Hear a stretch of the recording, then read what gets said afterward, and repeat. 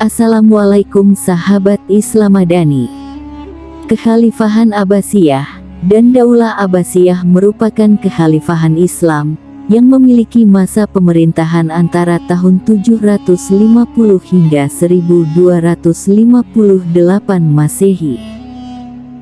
Pendiri dari Daulah Abbasiyah adalah Abdul Abbas As-Saffah, seorang keturunan dari paman Nabi Muhammad. Dinasti tersebut melakukan proses pemerintahan sebagai khalifah di Baghdad, Irak, dan juga mampu menggulingkan kekhalifahan Umayyah dalam revolusi Abbasiyah pada tahun 750 Masehi.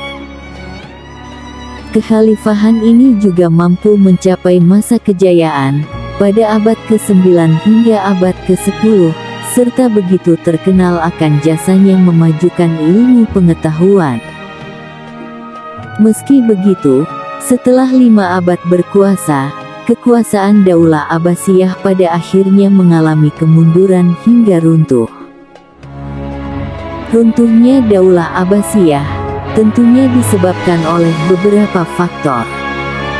Berikut adalah beberapa faktor yang menyebabkan Daulah Abbasiyah mengalami kemunduran hingga keruntuhan.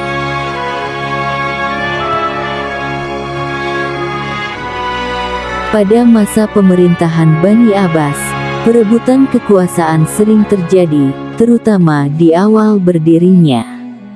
Akan tetapi, pada masa-masa berikutnya, seperti terlihat pada periode kedua dan seterusnya, meskipun tidak ada usaha untuk merebut jabatan khilafah dari tangan Bani Abbas, pemberontak berusaha merebut kekuasaan politik. Mereka membiarkan jabatan khalifah tetap dipegang Bani Abbas. Tentara Turki berhasil merebut kekuasaan tersebut. Di tangan mereka, khalifah bagaikan boneka yang tak bisa berbuat apa-apa. Bahkan merekalah yang memilih dan menjatuhkan khalifah sesuai dengan keinginan politik mereka. Setelah kekuasaan berada di tangan Turki pada periode kedua, pada periode ketiga tahun 1055 Masehi, Daulah Abbasiyah berada di bawah pengaruh kekuasaan Bani Buwayh yang berpaham Syiah.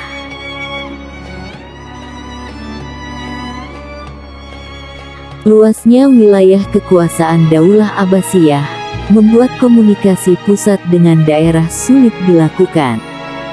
Bersamaan dengan itu, tingkat saling percaya di kalangan penguasa dan pelaksana pemerintahan sangat rendah. Profesionalisasi angkatan bersenjata membuat ketergantungan khalifah kepada mereka sangat tinggi. Keuangan negara sangat sulit karena biaya yang dikeluarkan untuk bayaran tentara sangat besar. Pada saat kekuatan militer menurun, khalifah tidak mampu memaksa pengiriman pajak ke Baghdad. Jabatan posisi penting negara dipercayakan kepada ahli bitah, khususnya jabatan wazir atau perdana menteri, dan penasihat yang diserahkan kepada Syiah.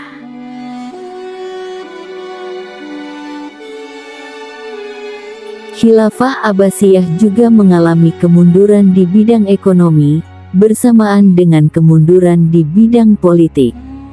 Pada periode pertama, pemerintahan Bani Abbas merupakan pemerintahan yang kaya. Dana yang masuk lebih besar dari yang keluar, sehingga Baitul Mal penuh dengan harta. Pertambahan dana yang besar diperoleh antara lain dari Al-Kharaj, semacam pajak hasil bumi. Setelah khilafah memasuki periode kemunduran, pendapatan negara menurun, sementara pengeluaran meningkat lebih besar. Menurunnya pendapatan negara itu disebabkan oleh semakin menyempitnya wilayah kekuasaan, sehingga terjadi tekanan yang mengganggu perekonomian rakyat. Diperingannya pajak dan banyaknya dinasti-dinasti kecil yang memerdekakan diri dan tidak lagi membayar upeti. Sedangkan peningkatan pengeluaran antara lain disebabkan oleh kehidupan para khalifah dan pejabat yang semakin mewah. Jenis pengeluaran semakin beragam, dan para pejabat melakukan korupsi. Kondisi politik yang tidak stabil menyebabkan perekonomian negara kepayahan. Kondisi ekonomi yang buruk memperlemah kekuatan politik dinasti Abbasiyah. Kedua faktor ini saling berkaitan dan tak terpisahkan.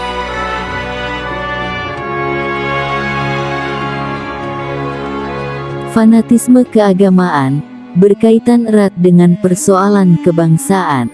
Karena cita-cita orang Persia belum sepenuhnya tercapai, kekecewaan mendorong sebagian dari mereka mempropagandakan ajaran Manuisme, Zoroasterisme, dan Mazdakisme.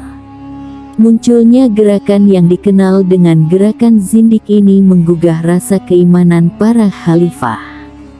Al-Mansur berusaha keras memberantasnya, bahkan Al-Mahdi merasa perlu membangun jawatan khusus untuk mengawasi kegiatan orang-orang zindik dan melakukan mihnah dengan tujuan memberantas bid'ah. Akan tetapi, semua itu tidak menghentikan kegiatan mereka.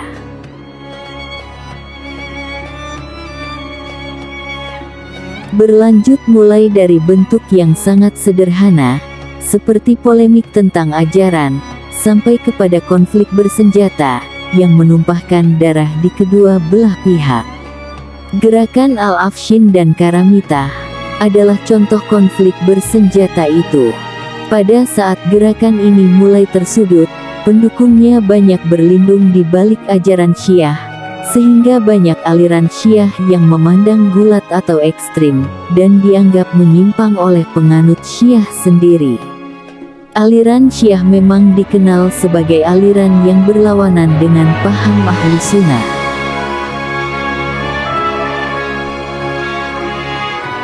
Perang salib yang berlangsung beberapa gelombang atau periode, menelan banyak korban. Orang-orang Kristen Eropa terpanggil untuk ikut berseru, setelah Paus Urbanus II, tahun-tahun 1088 sampai tahun 1099 Masehi mengeluarkan fatwanya. Perang salib itu juga membakar semangat perlawanan orang-orang Kristen yang berada di wilayah kekuasaan Islam.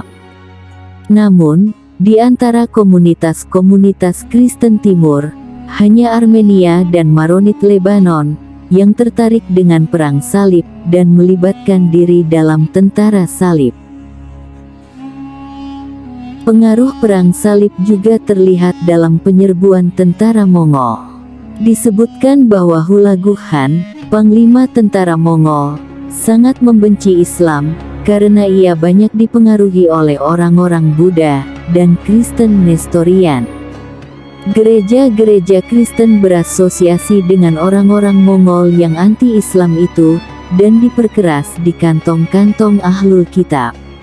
Tentara Mongol, setelah menghancur leburkan pusat-pusat Islam, ikut memperbaiki Yerusalem.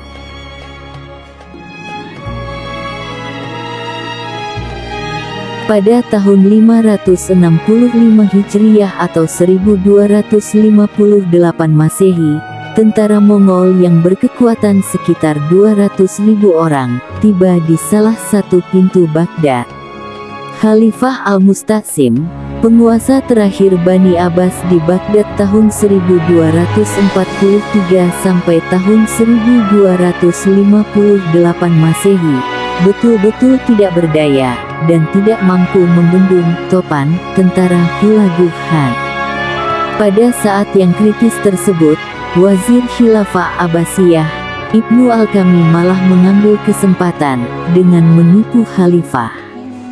Ia mengatakan kepada Khalifah, "Saya telah mendiskusikan mereka untuk perjanjian damai.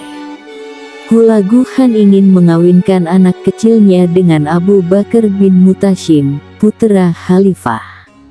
Dengan demikian, Hulagu Khan akan menjamin posisimu. Ia tidak menginginkan sesuatu kecuali memenuhi, sebagaimana kakek-kakekmu terhadap Sultan-Sultan Seljuk." Khalifah menerima usul itu. Ia keluar bersama beberapa orang pengikut, dengan membawa mutiara, permata, dan hadiah-hadiah berharga lainnya untuk diserahkan kepada Hulagu Khan.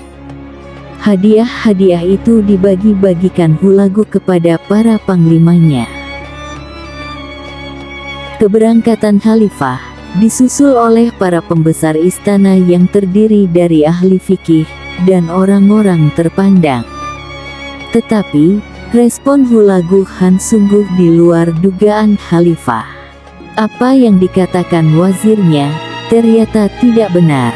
Mereka semua dibunuh dengan leher dipancung secara bergiliran. Dengan pembunuhan yang kejam inilah, berakhirlah kekuasaan Abbasiyah di Baghdad. Kota Baghdad sendiri diratakan dengan tanah, sebagaimana kota-kota lain yang dilalui tentara Mongol tersebut.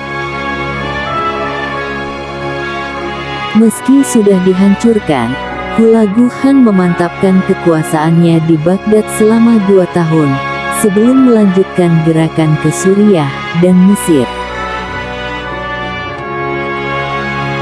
Jatuhnya kota Baghdad pada tahun 1258 Masehi ke tangan bangsa Mongol, bukan saja berakhirnya kekuasaan khilafah Bani Abbasiyah di sana, tetapi juga merupakan awal dari masa kompilasi politik dan peradaban Islam.